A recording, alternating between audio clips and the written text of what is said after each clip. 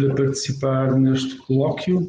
Não é a primeira, nem a segunda, nem se calhar a 10ª vez que venho a Salamanca, é sempre com muito gosto. Eu venho a Salamanca, fica perto, a gente vai ao estrangeiro e entra num outro mundo simultaneamente diferente e ainda assim próximo do nosso.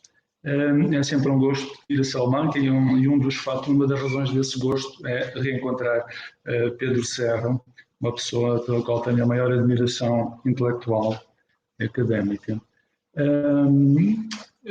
Falou-se aqui, foi uma pena hoje o colóquio não ter começado com o nosso colega Schultz, não é? Que nos ia falar dos 100 anos do Instituto Português e Brasileiro criado por Leo Spitzer na Alemanha. Eu, como coordenador do Instituto dos Brasileiros de Coimbra, que este ano festeja os 80 anos, também gostava de assinalar isso. Daqui a 4 anos nós assinalaremos os 100 anos dos estudos brasileiros em Coimbra, com a criação da Sala do Brasil em 1925. São 100 anos com todos os problemas dos estudos brasileiros em Portugal, que são muitos e permanecem, mas apesar desses problemas, a verdade é que o Instituto e a lecionação em torno da matéria brasileira já conseguiu produzir brasilianistas como o professor Carlos Mendes de Sousa, não é, que estudou em Coimbra e aí teve, não sei se a revelação de Clarice, mas a revelação do Instituto de Estudos Brasileiros, não é?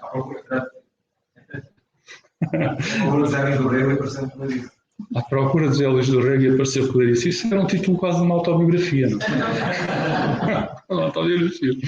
E, enfim, mais pontualmente, eu mesmo me dedico também aos estudos brasileiros desde há alguns anos. Não muitos ainda.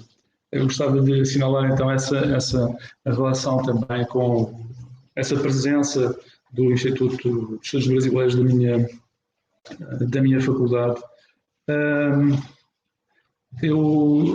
O meu título, aquilo que eu vou falar, tem a ver com uma hipótese que eu queria colocar, que é uma hipótese que me interessa teoricamente e filosoficamente, antes do caso concreto que vou aqui abordar. É a hipótese de um escritor pertencer a mais de uma literatura. No caso do Brasil, a hipótese que vou colocar é a de Fernando Pessoa, mas é claro que há um antecedente, há um ascendente, digamos assim, de uma outra grande figura, que seria a do Padre António Vieira, num contexto muito diferente, não é? No contexto da literatura e da cultura colonial, do Brasil colonial. E aí, como nós sabemos, há toda uma discussão mais ou menos bairrista a saber qual é a percentagem portuguesa de Vieira, qual é a percentagem brasileira, não é? O que Alfredo Bossi resolve salomonicamente na história concisa da literatura brasileira, dizendo: há um Vieira português, há um Vieira brasileiro e há um Vieira europeu. Tem toda a gente fica satisfeita. Não estou certo que toda a gente fique satisfeita. E por isso mesmo é que eu vou abordar este caso do Pessoa. Eu tenho já um texto bastante grande sobre este assunto. Eu vou ler só um bocado e quando chegar ali paro, mas já escrevi bem mais do que o dobro do que tenho aqui já há alguns anos. Agora estou a voltar ao assunto, que não tem muito a ver com a recepção propriamente dita de Pessoa no Brasil. E não é isso que eu quero fazer. O que me interessa realmente é o processo de naturalização da Pessoa como autor brasileiro. É isso que me interessa. E digo isto com toda a seriedade. Se quiserem, também há um lado humorístico no título, mas ao mesmo tempo o título é inteiramente sério. O meu texto tem uma coisa que eu não costumo fazer, que é epígrafes. Mas aqui tem uma epígrafe que eu retirei de uma das grandes obras da literatura brasileira dos últimos anos, que reli recentemente, Pornopopeia, de Reinaldo Moraes. E a epígrafe então é esta: Cato o Poesias Inéditas do Pessoa, debaixo do abaulado que a minha bunda faz na rede. Está aberto na página que eu lia ontem antes de pegar no sono. Dou de cara com um poema assinalado a caneta com letras garrafais. Do caralho! Tem uns versos que dizem: boa é a vida, mas é melhor o vinho. O amor é bom, mas é melhor o sono. Aquela rabiscaiada só pode ser coisa do Nissim, em efusão poética deflagrada por alguma infusão etílica.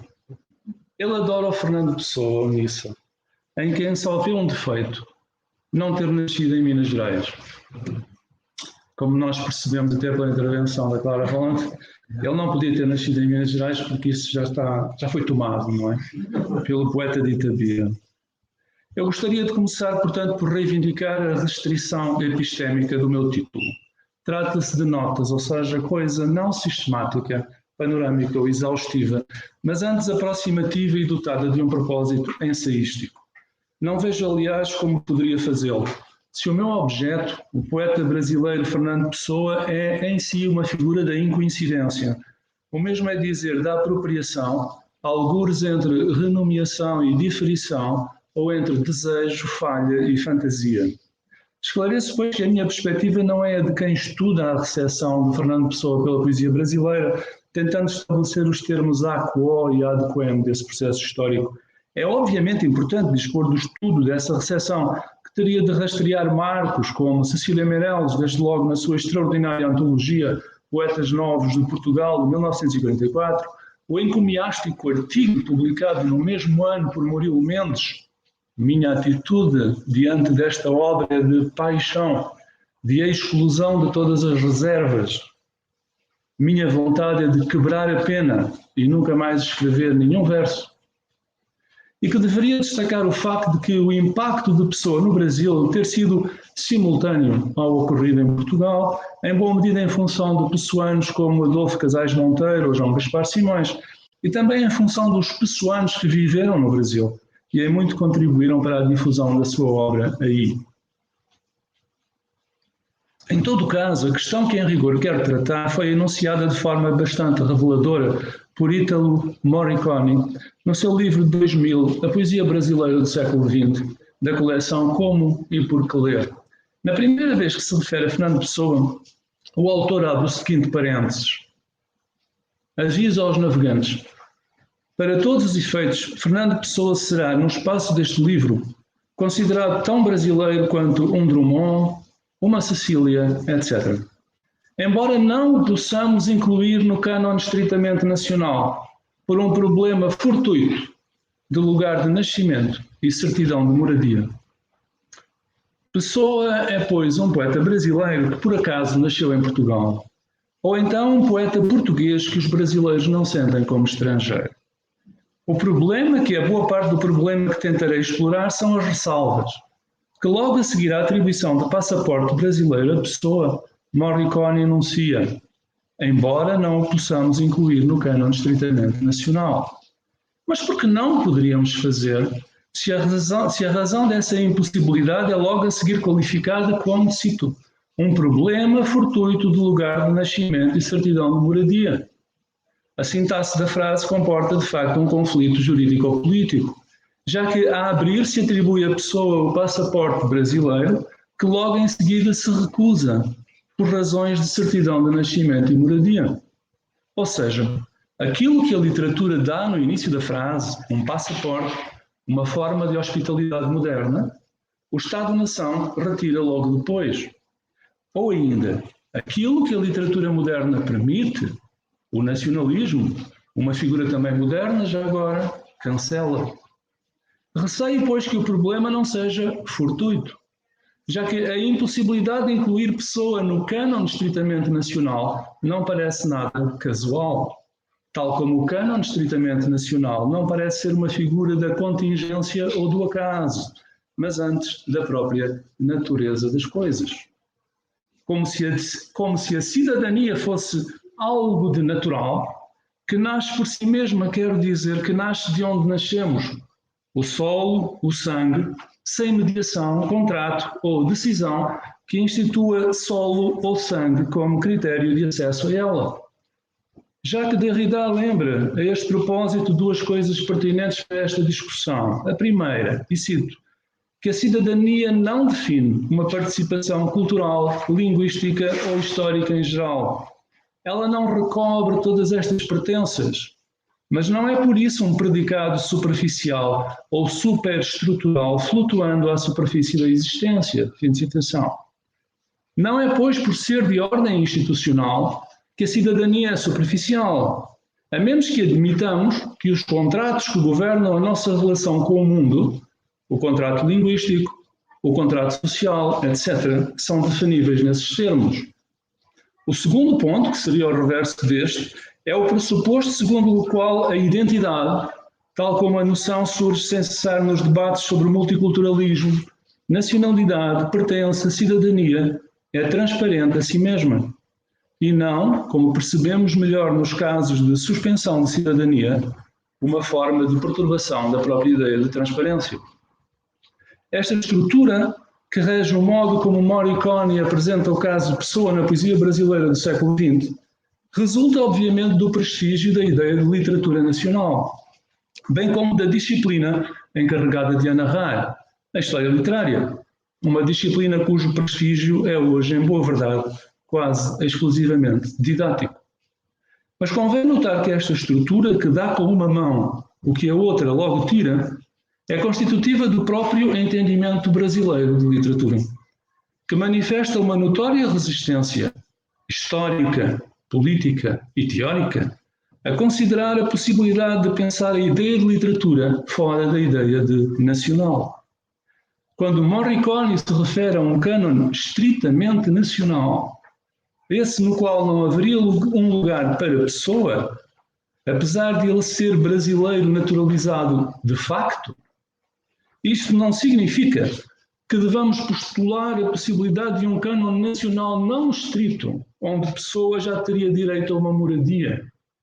A alternativa e a diferença em relação ao cânon nacional nesta lógica é um cânon ocidental, ou digamos tudo o que sejam figuras do não nacional. Na argumentação de Morricone, nenhum cânon nacional brasileiro, estrito ou não, este último, uma imputação caritativa minha, poderia admitir Pessoa, sendo a razão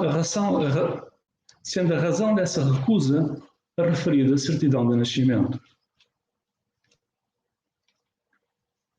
O problema reside aqui, e é por isso que Pessoa, ou Pessoa brasileiro, é um excelente dispositivo heurístico de uma série de problemas tipicamente brasileiros, embora não apenas. De facto, por que razão temos de admitir que um poeta tão brasileiro como Pessoa não pode integrar o cânon nacional, sendo a razão da impossibilidade reconhecidamente fortuita? A resposta é fácil, porque a ideia de literatura é desde o romantismo pré-determinada pela ideia de nação, o que significa que a ideia de literatura é pelo menos tão política e afetiva, daquele afeto de que se tece uma nação, quanto ética e estética. Eis porque pode o ocidental determinar o essencial, recusando a Pessoa a cadeira ao pé de Drummond ou Cecília, que ele justificaria. Outra forma de apresentar a questão consiste em reconhecer na formulação de Morricone o conflito entre uma concepção nacional e uma concepção cosmopolita de literatura. Morricone começa por reivindicar Pessoa do lado da concepção cosmopolita, para logo a seguir a recalcar em função do cunho impositivo da primeira. Para a concepção nacional, a literatura brasileira define-se como tal na medida em que representa o Brasil, o mesmo é dizer, a realidade nacional brasileira. E é fácil de perceber que se a ideia de literatura brasileira for definida por este projeto, então Pessoa será sempre um estrangeiro nela, por razões que nada têm de fortuito. A concepção cosmopolita, não negando o instinto de nacionalidade de que falava Machado de Assis, já que tal instinto é uma das forças propulsoras da ideia moderna de literatura, não cai, contudo, no erro de o identificar sem mais com a própria ideia de literatura brasileira. Permitam-me que transcreva a este respeito uma passagem um pouco extensa de Abel Barros Batista, no admirável e kantiano ensaio que intitulou Ideia de Literatura Brasileira com Propósito Cosmopolita. Nos estudos literários, o propósito cosmopolita define o princípio teórico e político que nos orienta à aproximação a qualquer texto com a ideia de que o que há de nobre e emancipador na noção de literatura é o que nos anima a pressupor que cada texto foi escrito na previsão do estrangeiro, que um dia o virá a ler e estará à altura de o ler, precisamente na medida em que for capaz de circunscrever os limites da própria incompreensão, sem perder de vista o privilégio de habitar a mesma casa, que não é a mesma, não porque seja desde sempre e essencialmente a mesma, antes porque a caracteriza a hospitalidade incondicional. Deste ponto de vista, que é o de quem naturaliza a pessoa como brasileiro porque reconhece habitar a mesma casa cosmopolita, ou, se preferir, porque a história da poesia brasileira do século XX é a demonstração da pertinência daquela previsão do estrangeiro, que de Cecília Meirelles a Drummond, Roberto Piva, Caetano Veloso, Ferreira Goulart, Ana Cristina César, Paulo Leminski, etc., mobilizou leitores poetas que se sentiram em casa em pessoa, como em nenhuma outra latitude sucedeu. Não há razão convincente para a pessoa não integrar o cânon nacional brasileiro, desde que, obviamente, este seja previamente expurgado do propósito mimético exclusivo de representar o Brasil. Creio que é esta cosmopolítica que Italo Morricone é sensível quando no início do excerto transcrito se refere à pessoa como um brasileiro que por acaso nasceu em Portugal, o que me parece inteiramente correto na lógica da hospitalidade. Mas se nasce sempre num certo local por acaso, por que razão deveria essa contingência impor-se à hospitalidade incondicional que define todo o texto literário e que é de ordem não contingente, já que todo o texto se oferece a uma leitura sem condição, sendo qualquer restrição a essa oferta uma traição à ideia de literatura? A tradução de cânon nacional em nacionalismo é uma das mais frequentes e fatais derrapagens no sentido de um condicionamento ou restrição da relação com a literatura, impedindo-a assim de libertar todo o seu poder de emancipação.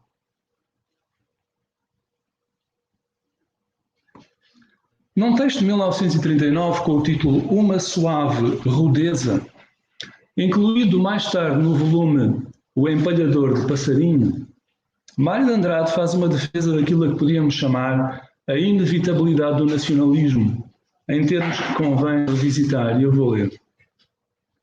O que há de mais desagradável quando se escreve sobre uma literatura que não é a da gente é a predisposição para os erros de julgamento coletivo. Isto me parece inevitável, mesmo aos mais informados, porque eu sou dos que defendem a tese de que é humanamente impossível se penetrar o sentido total do que não nos pertence. Penetrar uma arte estrangeira em si mesma e isolada, com aquela usualidade com que compreendemos o que é nosso. Não podemos compreender o que não nos pertence, diz Mário. E não o podemos fazer porque a compreensão que importa é aquela que visa o sentido total. Esta totalidade pressupõe, na sua argumentação, a imersão numa forma de vida, um conjunto de usos e costumes que é possível apenas com o que é nosso. Logo, o círculo mágico da compreensão do que é nosso, essa coisa em si mesma e isolada, afasta-nos e impossibilita-nos a entrada no círculo mágico da coisa em si mesma e isolada que é o estrangeiro. Em boa medida, Mário repete aqui Herder e um conjunto de teses sobre a incomensurabilidade das culturas. Creio que não custa muito desmontar esta argumentação. A compreensão de uma cultura, nossa ou estrangeira, é sempre parcial, nunca total, como aliás a compreensão em geral. Isto significa que não só nunca teremos a garantia de conhecer o sentido total da nossa própria cultura, estar imerso nela não é, aliás, garantia de estar bem colocado para a conhecer, já que a autoconsciência não é a verdade do estatuto objetivo de qualquer sujeito. Como erros, imprecisões, falhanços, incompreensões são meros tropos da dimensão pragmática e performativa do processo cognitivo, que faz o que pode, com os instrumentos e ferramentas ao seu dispor, e consegue muitas vezes, por isso mesmo, fazer de coisas contingentes elementos definidores de toda uma cultura. É isso que fazem, por exemplo, periodicamente, os especialistas na interpretação identitária das culturas, com tropos como homem cordial, democracia racial, saudade ou as duas Espanhas. Um bom exemplo que acabei de referir é o caso da saudade nas autodefinições da cultura portuguesa, uma interpretação discutível de um fenómeno contingente, historicamente desde logo, que alcançou um grande sucesso performativo, sobretudo a partir do momento em que sofreu a sobreposição de uma música urbana lisboeta, que se viria a tornar, por efeito das materialidades da comunicação novecentistas, rádio, discos e TV, música nacional e depois internacional, o fado. Mas supor que fado e saudade coincidem com o sentido total da cultura portuguesa é algo inaceitável, desde logo porque não existe um sentido total da cultura portuguesa. O sentido dela enquanto inteléquia não está ao nosso alcance. Em todo o caso, esta passagem de Mário de Andrade interessa-nos porque ela serve como propedêutica à apresentação de Fernando Pessoa, que surge logo de imediato. Em 39.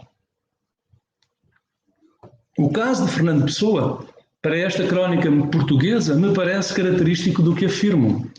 Os poucos brasileiros, meus amigos, mais ou menos versados nessa notável inteligência portuguesa, se assombram um bocado com a genialidade que lhe atribuem certos grupos intelectuais de Portugal. Ora, nem portugueses nem brasileiros estaremos provavelmente errados nisto. É que Fernando Pessoa representa em certos grupos portugueses uma concretização de ideais múltiplos que nos escapa. E desconfio que à infinita maioria dos portugueses o nosso Machado de Assis estará na mesma posição.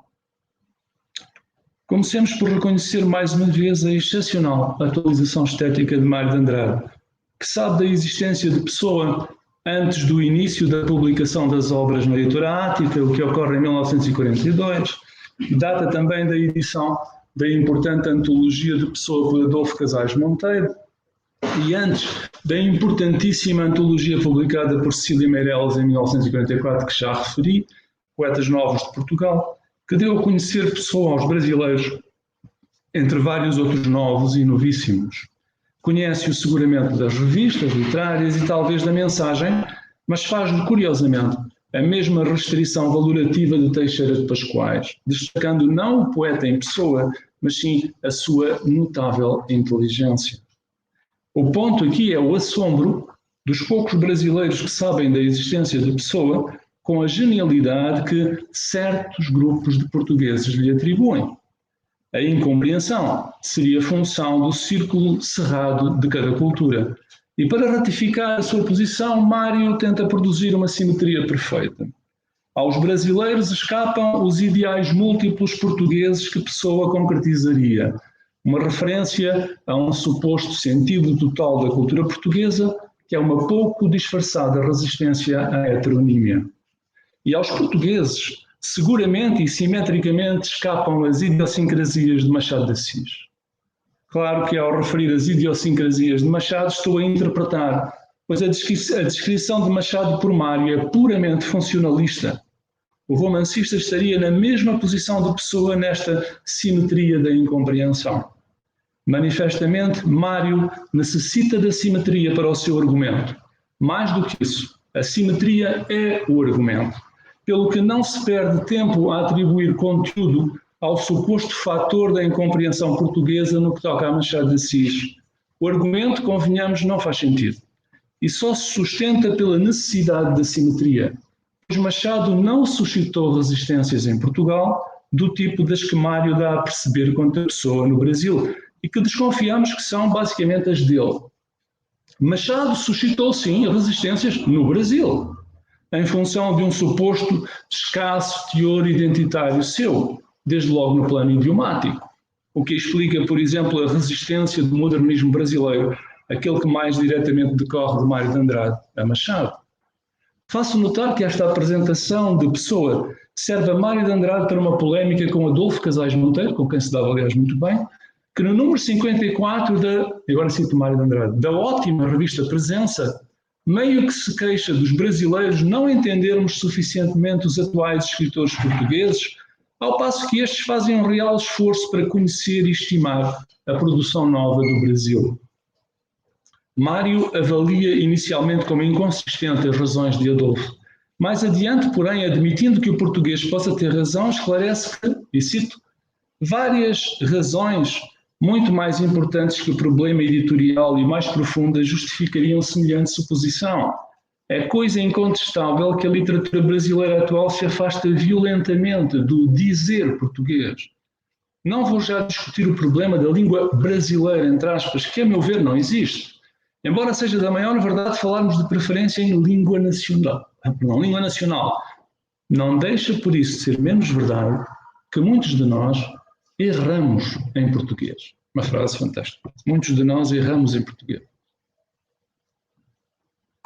Como sempre, Mário de Andrade faz com que a questão da identidade literária brasileira deslize da literatura para a língua, colocando aí o foco do dissídio. Os escritores brasileiros, muitos deles, não todos, admite Mário, erram em português.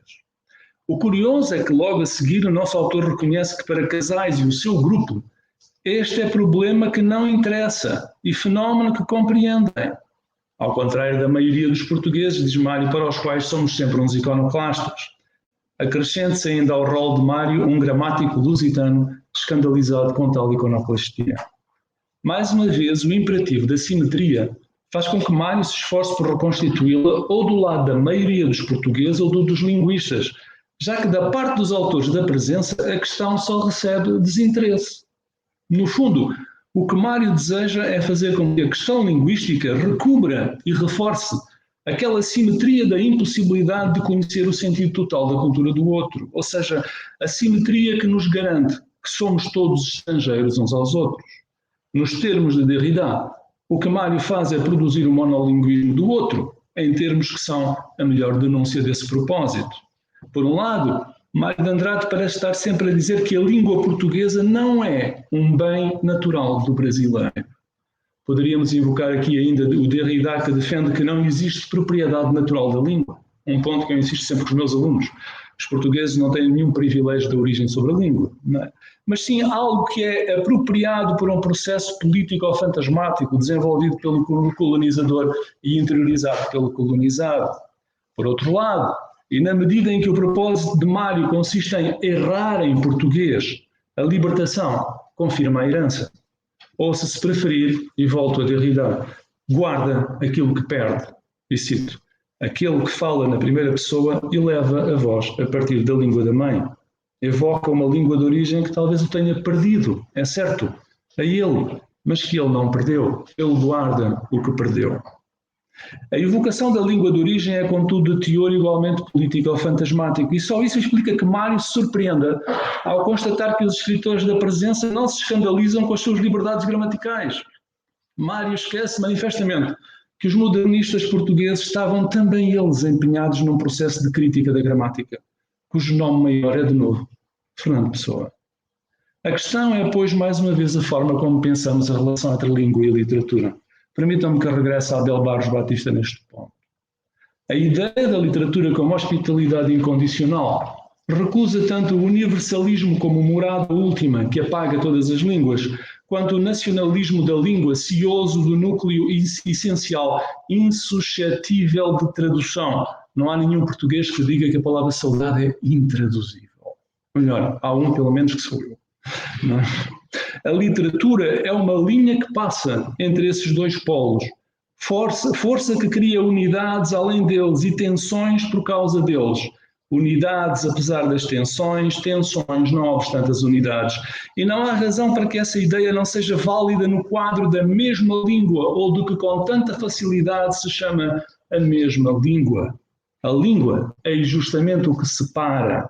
Porque é a língua que permite reconhecer o estrangeiro como estrangeiro, e sobretudo quando fala a mesma língua, ou quando fala a nossa língua. Termino aqui a citação do Abel. Que papel desempenha então a Pessoa nesta argumentação e nesta estratégia?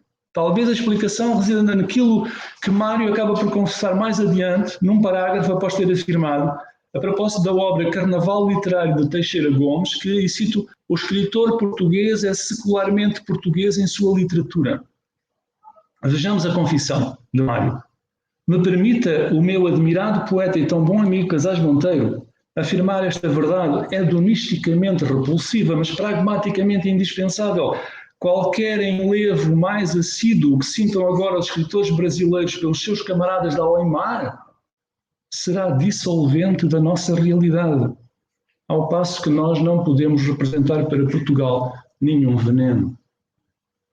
A questão aqui não é tanto a dimensão psicanalítica da confissão, reveladora mais de insegurança do que outra coisa, bem como do lado maternal de Mário na relação com os seus filhotes, os modernistas de 22 em luta contra o pai iluso.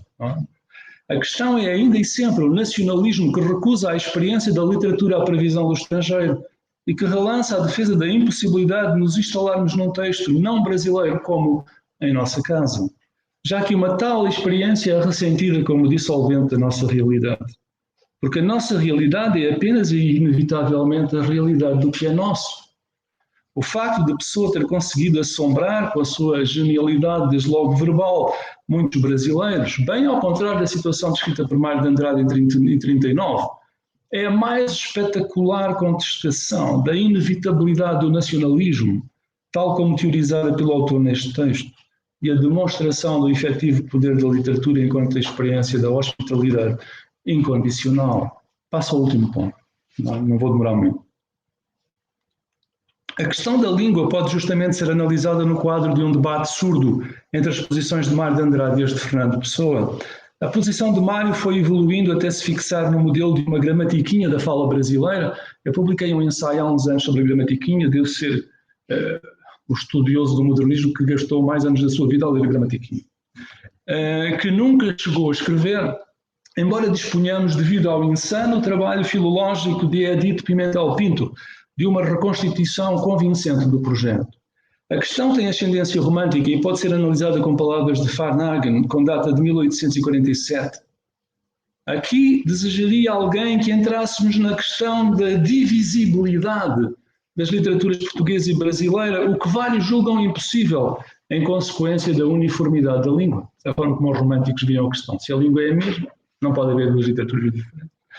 Pode uma mesma língua gerar duas literaturas diferentes? Esta é a questão a que Varnhagen e todos os românticos brasileiros e portugueses tentam responder, emergindo do debate o problema do falso pressuposto que é a uniformidade da língua.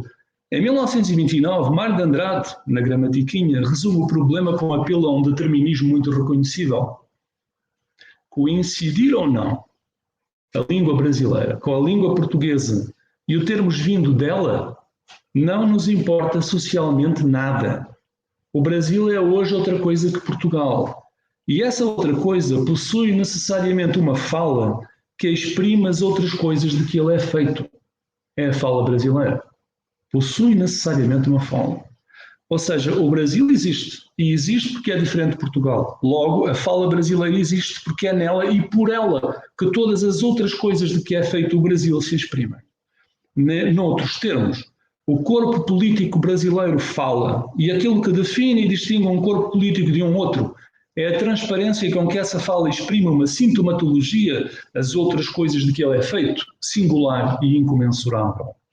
A questão do corpo político é justamente o tópico central de Fernando Pessoa, no fragmento assinado por Bernardo Soares no livro do Desassossego sobre a língua como pátria.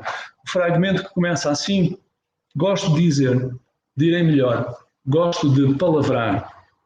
Nesse texto extraordinário, que é antes de mais um texto sobre a grande emoção política propiciada pela leitura do Padre Vieira, Soares afirma a certa altura: não tenho sentimento nenhum político ou social. Tenho, porém, num sentido, um alto sentimento patriótico. Minha pátria é a língua portuguesa. Nada me pesaria que invadissem ou tomassem Portugal. Quem é que gostaria de... Bom, desde que não me incomodassem pessoalmente.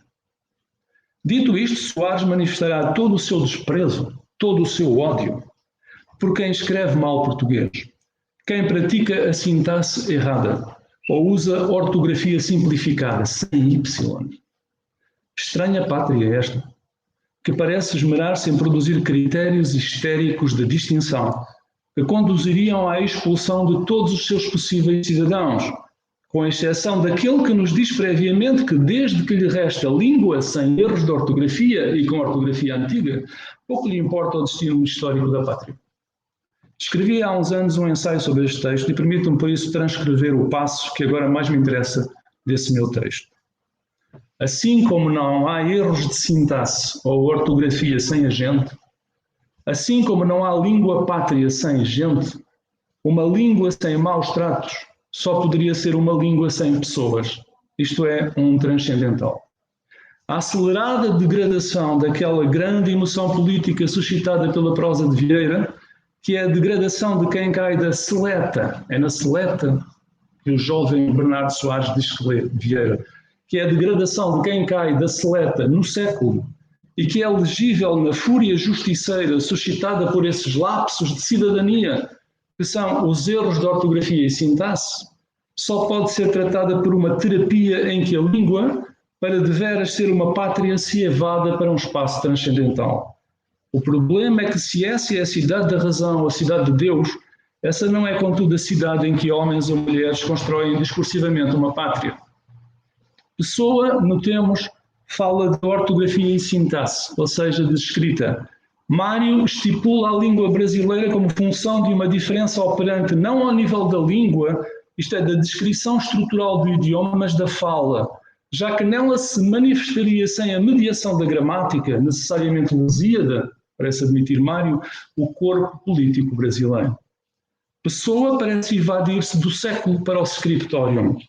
E para um corpo político transcendental, um corpo político que se manifesta pela escrita e por uma ortografia não atualizada, tentando assim suspender a história. Mário ativa toda uma metafísica da voz e da presença, que permitiria que o Brasil se exprimisse na plenitude da transparência histórica do seu ser. Qualquer dos projetos anexa a pátria à língua e qualquer deles transfere para esta uma grande emoção política. Qualquer dos projetos está destinado a tornar-se performativo, nas suas respectivas esferas de influência política ou idiomáticas. O mesmo é dizer que ambos se destinaram a um poderoso misreading. No caso de Fernando Pessoa, Minha Pátria, a língua portuguesa, tornou-se um shibboleth para um suposto entendimento pós-colonial e pós-imperial da língua portuguesa e do país que, em rigor, não bate certo com o texto, nem com Pessoa. Mas essa é uma questão impertinente na lógica do performativo. Há uma frase de T.S. Eliot que eu gostava muito de dizer e que eu acho que se aplica inteiramente à Pessoa. A frase de T.S. Eliot é I am all for empires. Eliot é um pensador do império. Isso percebe-se muito bem na sua poesia, nos seus ensaios, e desde logo no grande ensaio dele sobre o clássico, que é sobre Virgílio, e é claramente um ensaio sobre o império. Pessoa pensa de uma maneira muito próxima. No caso de Mário de Andrade, as suas teses tornaram de facto performativa a tese da língua, a ideia da língua brasileira, como instância de produção do corte com a literatura portuguesa, mesmo antes de a ciência linguística ter admitido, como admite hoje, que a decisão da proclamação de uma língua autónoma é, em rigor, política. Eu vou parar por aqui. Peço desculpa. Muito obrigado pela vossa atenção.